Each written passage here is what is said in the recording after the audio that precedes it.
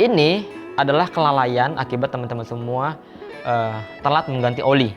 Ini memiliki gesekan seperti ini. Nah, mengakibatkan apa? Mengakibatkan adanya suara mesin yang kasar pada engine ini. Bunyinya kurang lebih tak tak tak tak tak seperti itu ya. Dan juga ada penurunan performa. Kalau dibiarkan terus ini pasti akan rusak parah seperti ini. Jadi ini sudah tidak layak pakai lagi. Nah, ini sudah seperti ini artinya sudah turun mesin dan biaya perbaikan juga lebih mahal dibanding dengan biaya pergantian oli. Ya, jadi seperti itu. Diperhatikan.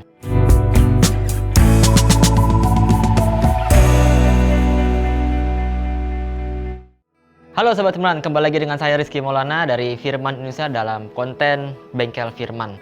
Jadi dalam konten ini saya akan menyajikan bagaimana cara perawatan, bagaimana cara perbaikan dan juga mencari solusi di mana mesin-mesin atau alat-alat yang Sobat Firman miliki atau yang baru mau membeli terkendala terhadap kurangnya tenaga atau penurunan performa dan juga terkendala dengan kerusakan. Di sini saya akan menyajikan informasi tersebut. Makanya teman-teman semua sebelum nonton ada baiknya klik tombol subscribe dulu dan klik tombol loncengnya supaya informasi-informasi yang didapatkan oleh teman-teman semua langsung didapatkan dari YouTube secara gratis.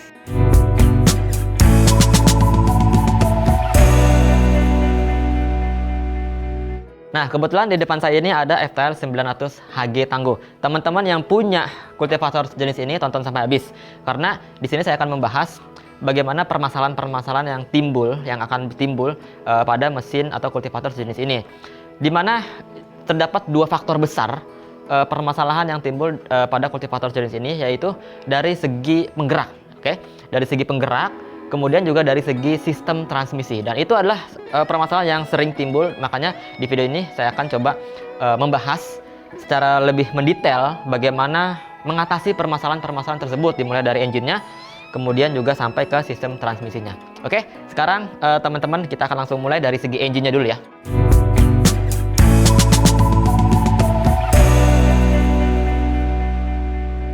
Nah, di sini untuk engine yang bermasalah, kadang-kadang teman-teman menghadapi engine yang loyo atau yang kurang bertenaga, itu banyak faktornya ya. Jadi faktor-faktornya akan saya bagi mulai dari yang umum, kemudian lebih khusus, dan lebih ke khususnya lagi. Yang pertama, secara umum dan secara kasat mata teman-teman bisa melihat dari air filternya. Jadi teman-teman harus perhatikan air filter ini. Jadi kultivator FTL 900 Tangguh ini memiliki dua air filter atau saringan udara. Itu yang ada di depan, di atas ini, dan juga ada yang di engine. Kenapa dua? Karena untuk meminimalisir debu-debu yang akan masuk ke dalam engine untuk di ruang pembakaran. Karena teman-teman semua kalau bekerja di ladang yang kering dan tandus itu bakal banyak debu-debu yang akan masuk di sini. Nah, ini perhatikan. Di sini perhatikan kalau teman-teman melihat sudah banyak debu-debu, ini sudah harus dibersihkan atau bahkan diganti begitu ya. Jadi ada dua di atas ini dan di atas engine. Oke, saya akan buka dulu dua-duanya ya. Nanti saya akan kasih contoh bagaimana air filter atau saringan udara ini yang sudah tidak layak digunakan ya. Jadi kalau teman-teman memaksakan air filter atau saringan udara yang sudah tidak layak langsung dipakai terus, itu bakal merusak atau menurunkan performa mesin teman-teman semua. Bahkan debu-debu itu bisa masuk ke dalam ruang bakar, itu bahkan mengakibatkan korosi yang terhadap di atas silinder ataupun di klep-klep seperti itu ya. Nah, saya akan buka. Ini adalah air filter atau saringan udara yang ada di FTL 900 HG Tangguh. Di sini teman-teman harus perhatikan, ini adalah penampung oli ya. Jadi penampung oli atau solar atau oli bekas ya, terserah bebas.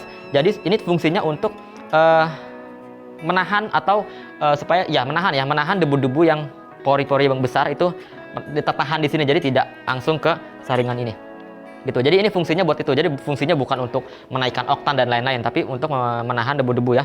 Kemudian juga teman-teman harus perhatikan ini, karena di sini ada dua saringan udara ya, dua lapis. Yang di bagian terluar ini ada saringan udara yang pori-porinya besar, dan di dalam ini ada pori-porinya yang kecil. Nah, ini harus diperhatikan nih. Jadi ini yang harus diperhatikan teman-teman semua untuk udara yang masuk, karena kan udara masuk ini sangat penting sekali, oksigen ini untuk pembakaran ya. Ini 1, 2, 3, dan 4 ini harus diperhatikan. Nah, sekarang saya akan kasih contoh saringan udara yang sudah tidak layak pakai. Nah, ini dia. Hap, ya. Ini saringan udara ya. Ini saringan udara yang memang bukan untuk saringan udara FTL 900 HG, tapi saya akan kasih contoh dah. Seperti ini ya, sudah sobek seperti ini, dan juga sudah penyok-penyok, dan ini sudah debunya sangat tebal sekali. Ini sudah tidak layak pakai. jika teman-teman yang tadi saya bilang masih memaksakan pakai ini, itu akan mengakibatkan fatal karena mesin ini bekerja bukan di perkotaan, tapi mesin ini bekerja di tanah-tanah atau debu-debu yang bertebangan. Itu sangat bahaya sekali. Oke, jadi itu yang pertama.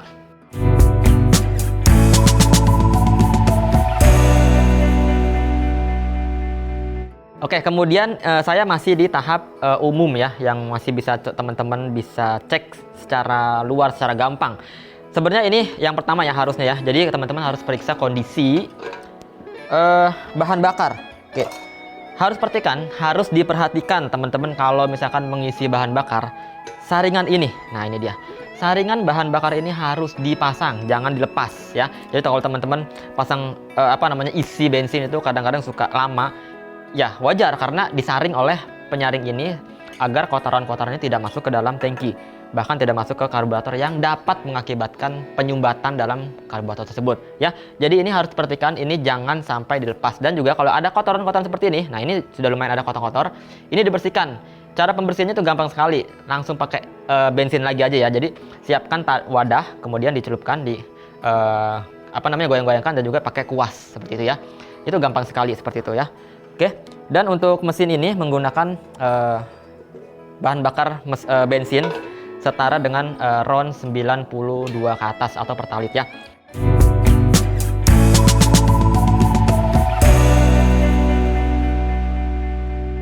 Yang harus teman-teman cek adalah ini, oli. Nah ini sangat penting juga nih, oli mesin ya. Oli mesin ini sangat diperhatikan.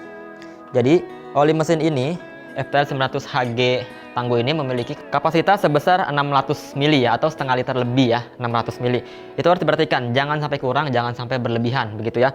Ini karena ini sudah dikuras olinya, karena nanti saya akan coba bongkar ya. Jadi teman-teman harus perhatikan level olinya tuh harus di seperti sini ya.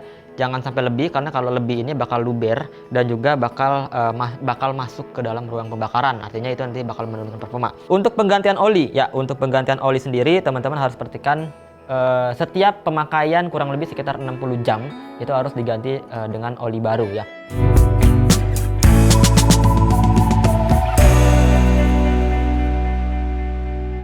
Sekarang saya akan kasih lihat kondisi oli yang sudah tidak layak pakai. Ini kondisi ini harus diganti karena kalau misalkan terus digunakan itu bakal mengakibatkan kerusakan pada piston, kerusakan pada silinder dan juga lain-lain. Saya akan coba kasih lihat. Nah, jadi seperti ini. Seperti ini kondisi oli yang sudah tidak layak pakai ya teman-teman ya.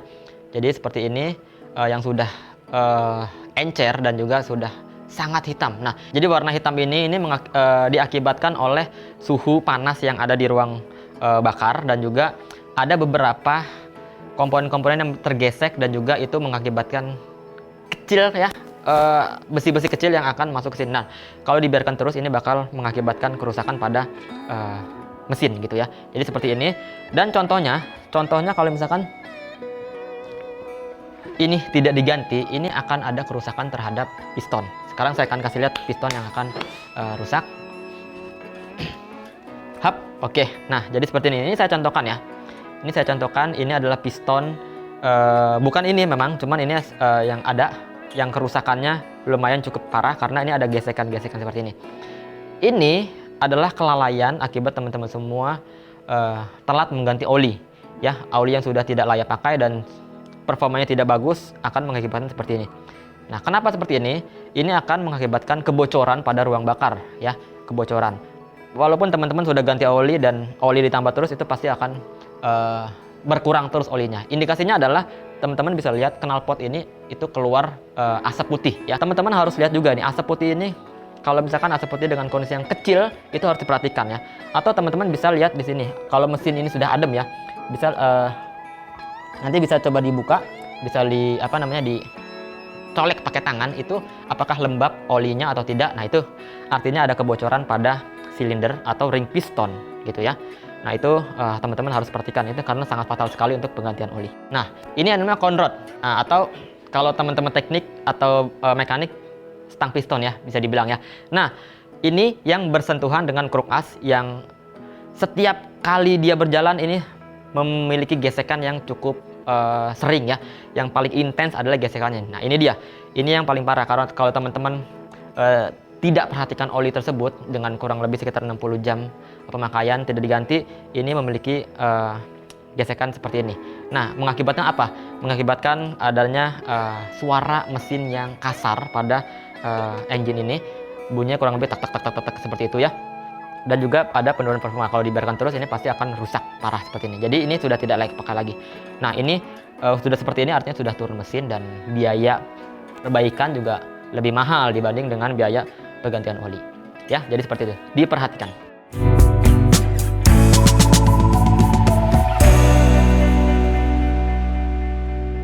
Oke, itu permasalahan umum yang teman-teman bisa lihat dari secara luar ya, atau bisa diatasi dari luar. Nah, sekarang lebih ke khusus, saya akan coba yang pertama yaitu dari busi.